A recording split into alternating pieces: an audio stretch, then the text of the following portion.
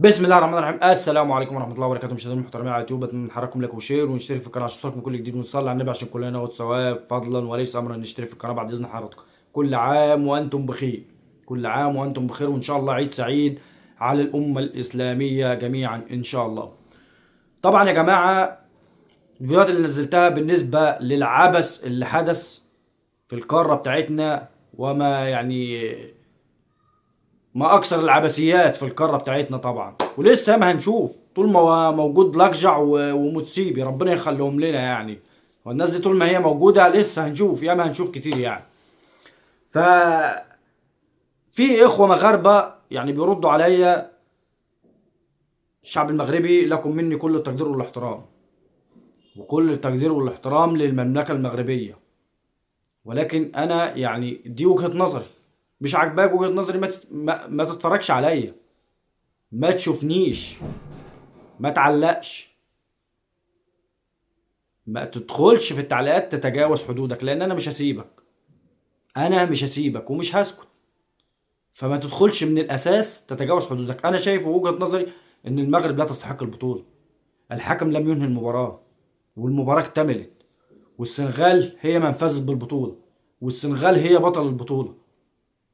على اي اساس انت بعدها بشهرين جاي بتقول ان المغرب هي بطل كأس الامم الافريقية 2025، واعتبار السنغال منسحب؟ على اي اساس بتقولوا الكلام ده؟ جماعة أنا مش ضد المغرب ولا ضد الشعب المغربي.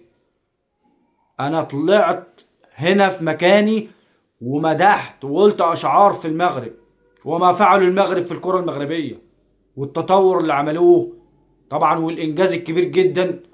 منتخب الشباب فاز بكأس العالم، إنجازات. ولكن لما أشوف حاجة عبثية، ده مش عبث إزاي يا جماعة؟ يا جماعة أنتوا بتغلطوا نفسكم. في مثل عندنا في مصر، أكيد أنتوا عارفينه طبعا، بيقول لك اللي على راسه بطحه يعسس عليها. فانتوا لولا انتوا عارفين انها بطوله مشمومه، بطوله مشمومه، مش هتطلعوا تتكلموا ولا هتطلعوا تردوا علينا.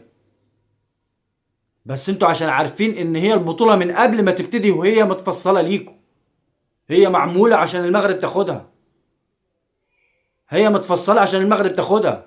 وعلى فكره يا جماعه، خروج المنتخب المصري بفعل فاعل والله، مش عشان احنا كنا وحشين، لا، لان احنا لو الموضوع ده حصل معانا احنا، لو احنا اللي بنلعب المغرب في النهائي، يعني الموضوع ده ما كانش هيمر مرور الكرام طبعا.